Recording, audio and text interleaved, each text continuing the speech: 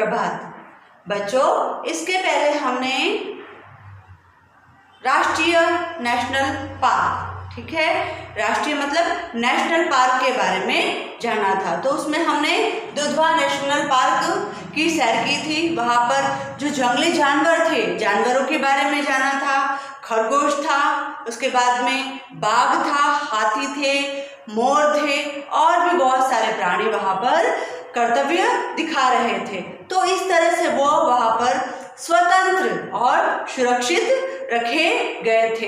इसीलिए बच्चों यह नेशनल पार्क बनाए जाते हैं। तो अब बच्चों हमने इसके बारे में पढ़ लिया है। अब हम उसके प्रश्न उत्तर, रिक्त स्थान, सही मिलान मिलाइए और कुछ व्याकरण के शब्द करेंगे। चलिए बच्चों, तो देखते हैं प्रश्न क्रमांक 2। क्या देखेंगे? प्रश्न क्रमांक 2 देखते हैं। रेखा खींचकर सही मिलान कीजिए। ठीक है, हमें मैच द पेयर करना है, रेखा कर खींचकर सही मिलान करना है। ओके, चलिए। तो क बादलों को देखकर, अब देखिए बादलों को देखकर क्या हुआ? बादलों को देखकर मोर नाच रहे थे। वहां पर क्या हुआ? 20-25 मोर जो थे वह बादलों को देखकर क्या कर रहे थे? नाच रहे थे उस पार्क में। ठीक है बच्चों, तो देखिए बादलों को देखकर मोर नाच रहे थे। रीछ टीले से उतरकर, अब जो रीछ था वह टीले से उतरकर कहाँ जा रहा था? तो बच्चों रीछ टीले से उतरकर तालाब में पानी पीने जा रहा था। कहाँ जा रहा था? रीछ जो था टीले से उतरकर तालाब में पानी पीने जा रहा था। ग बंदर टहनियों से लटककर, अब जो बंदर थे वह टहनियों से लटककर क्या कर रहे थे? तो कलाबाजी दिखा रहे थे। जो बंदर होते हैं वो कैसे होते हैं बच्चों? कलाबाजी दिखाते हैं। वैसे वो नकलची होते हैं, जैसा हम करते हैं बंदर भी उस तरह से ही करते हैं। तो बच्चों वह क्या कर रहे थे? कलाबाजी दिखा रहे थे। चलिए, अब हाथी सूंड में पानी भरकर, अब जो हाथी थे वो हाथी और उनके बच्चे थे जो, वह क्या कर रहे थे? वह सूंड में, अपनी सूंड में पानी भरकर क्या कर रहे थे? तो हाथी सूंड में पानी भरकर एक दूसरे पर डाल रहे थे। क्या कर रहे थे? जो हाथी थे अपनी सूंड में पानी भरकर एक दूसरे पे डाल रहे थे। तो इस तरह से बच्चों देखिए फिर से एक बार, बादलों को देखकर मोर नाच रहे थे। रीछ टीले से उतरकर तालाब में पानी पीने जा रहा था। बंदर टहनियों से लटककर कलाबाजी दिखा रहे थे। बाघ की पीठ पर काली काली धारियां थी। बाघ की पीठ पर क्या थी बच्चों? काली काली धारियां थी। हाथी सूंड में पानी भरकर क्या कर रहे थे? एक दूसरे पर उड़ा रहे थे। इस तरह से हमने सही मिलान मिला ली। अब देखते हैं बच्चों प्रश्न क्रमांक 3, सत्य और असत्य। सही जगह पर हमें सत्य लिखना है और गलत जगह पे हमें क्या लिखना है? असत्य।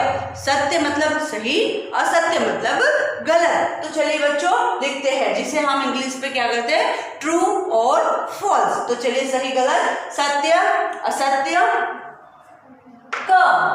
देश में अनेक राष्ट्रीय पार्क बनाए गए हैं। क्या देश में अनेक राष्ट्रीय पार्क बनाए गए? यह सही है, सत्य है?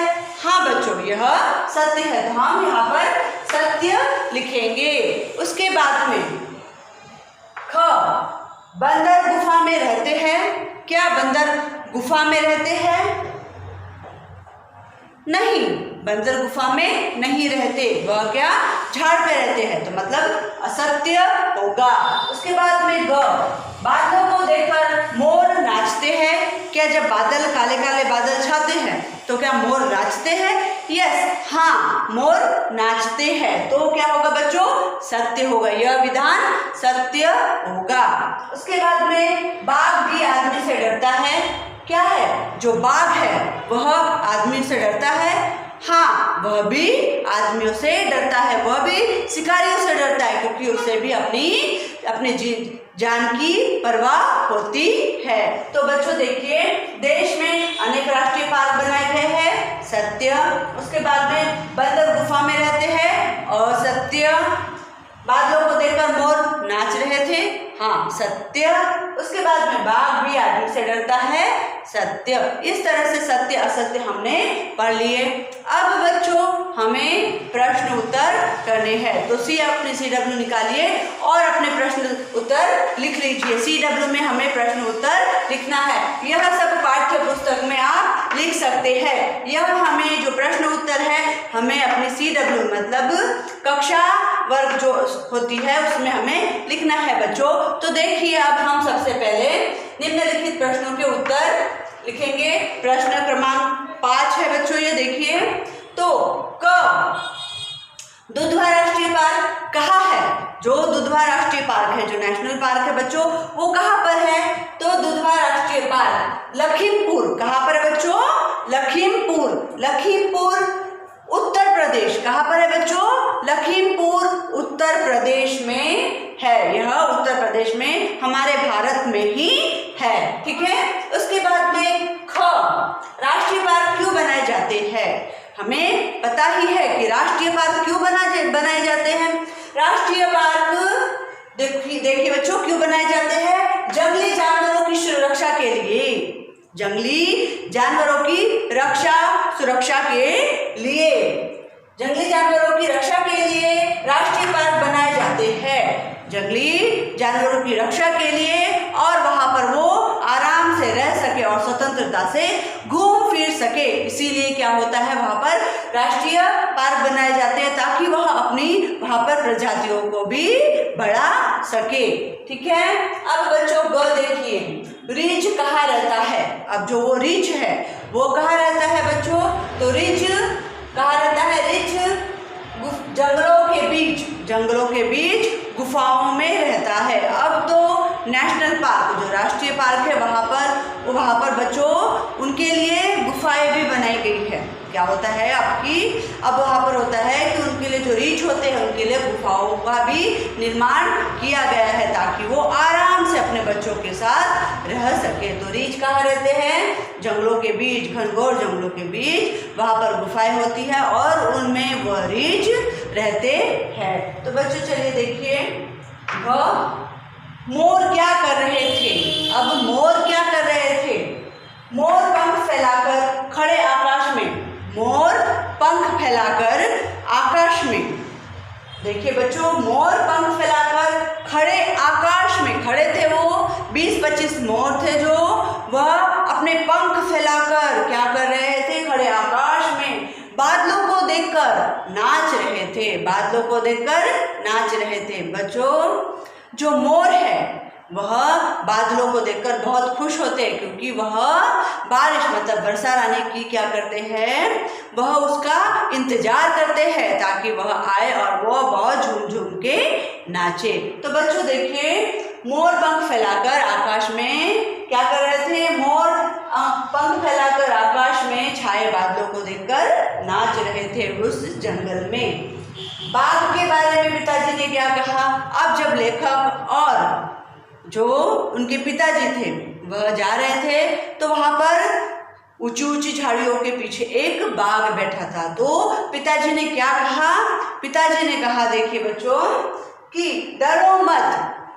पिताजी ने कहा डरो मत, यहाँ तक बाघ नहीं आएगा। क्या कहा? डरो मत, यहाँ तक बाघ नहीं आ सकता, केवल वैसे ही पेट भरा रहने पर, अगर से उसका पेट भरा होता है, वैसे पेट भरा रहने पर क्या होता है? बाघ शिकार नहीं करता। पेट भरा रहने पर क्या होता है बच्चों? बाघ शिकार कभी नहीं करता, केवल भूख लगने पर ही वह शिकार करता है। आदमी से वह भी डरता है। तो पिताजी ने इस तरह से बाघ के बारे में कहा कि डरो मत, केवल भूख लगने पर ही वह क्या करता है? शिकार करता है। अगर भूख नहीं लगी होती तो वो शिकार नहीं करता, वह भी आदमी से डरता है। तो बच्चों इस तरह से हमने प्रश्न उत्तर देख लिए। अब बच्चों आइए पेज नंबर 39 पर, पेज नंबर 39 पे आइए बच्चों। पाठबोध है, पाठबोध में हम पढ़ेंगे सही उत्तर पर सही का निशान लगाना है हमें। तो देखिए बच्चों पहला विकल्प है हमारा क, राष्ट्रीय पार्क क्यों बनाए जाते हैं? बच्चों देखिए नंबर 1, जंगली जानवरों की रक्षा एवं इनकी संख्या बढ़ाने के लिए, पालतू जानवरों को मारने के लिए, बंदरों को छुपाने के लिए, मोरों की रक्षा के लिए। तो बच्चों इसमें पहला आंसर आएगा जंगली जानवरों की रक्षा एवं उनकी संख्या बढ़ाने के लिए। क्या बच्चों? उनकी संख्या बढ़ाने के लिए और उनकी रक्षा के लिए राष्ट्रीय पार्क बनाए जाते हैं। तो नंबर 1 उसका सही आंसर होगा, क का नंबर 1। देखिए ख, सड़क पार करने वाला सफेद सा जानवर कौन था? जो सड़क पार कर रहा था, सफेद जानवर। सोचिए, सफेद जानवर सोचते ही हमें याद आता है खरगोश। तो कौन था वो बच्चों? खरगोश। तो ख का नंबर 2 आएगा। फिर ग देखिए बच्चों, खरगोश कहाँ छिपा होता है, बिठा था? सड़क के किनारे झाड़ियों में, जंगल के घने पेड़ों से में, सड़क के किनारे ऊंची ऊंची घास में, या फिर एक गुफा के अंदर। तो कहाँ पर बैठा था वो? सड़क के किनारे झाड़ियों में। खरगोश कहाँ बैठा था? सड़क के किनारे झाड़ियों में। अब घ देखिए, एक स्थान पर ऊंची ऊंची घास के पीछे कौन सा जानवर लेटा हुआ था? एक स्थान पर ऊंची ऊंची घास के पीछे, ऊंची ऊंची घास थी और उसके पीछे कौन छुपा था? गेंडा, खरगोश, जंगली सुअर? बिल्कुल नहीं। तो क्या होगा? बाघ। कौन छुपा था? ऊंची ऊंची घास के पीछे बाघ छुपा था। तो इसका आंसर बच्चों नंबर 4 होगा, घ का नंबर 4 होगा। चलिए अब हमारे बच्चों भाषा बोध में पाठ बोध भी हो गया। अब भाषा बोध में भी हमने कुछ प्रश्नों को कर लिया यहाँ पर। अब भाषा बोध में पेज नंबर 41 पे आइए। पेज नंबर 41 पे आइए बच्चों। स्त्रीलिंग रूप बताइए। भाषा बोध में स्त्रीलिंग रूप बताइए। उसमें दिया गया है बच्चों बाघ, तो उसका स्त्रीलिंग क्या हो जाएगा? तो बाघिन। बाघ का बाघिन। हाथी तो हथिनी। मोर मोरनी। बंदर बंदरिया। हिरन हिरनी। शेर शेरनी। इस तरह से लिंग बदल जाएंगे। यहाँ पर फीमेल है, सॉरी यहाँ पर पुरुष लिंग है और वहाँ पर स्त्रीलिंग है। ठीक है, हमें पुरुष पुल्लिंग को स्त्रीलिंग में हमें स्थानांतरित करना है, रूपांतरित करना है। तो बाघ का हो जाएगा बाघिन, हाथी हथिनी, मोर मोरनी, बंदर बंदरिया, हिरन हिरनी, शेर शेरनी।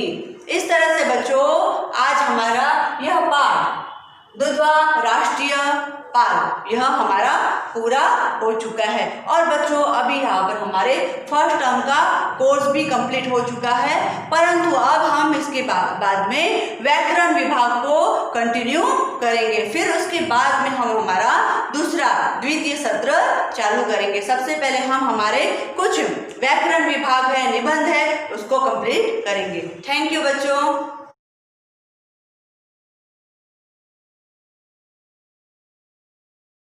आभार।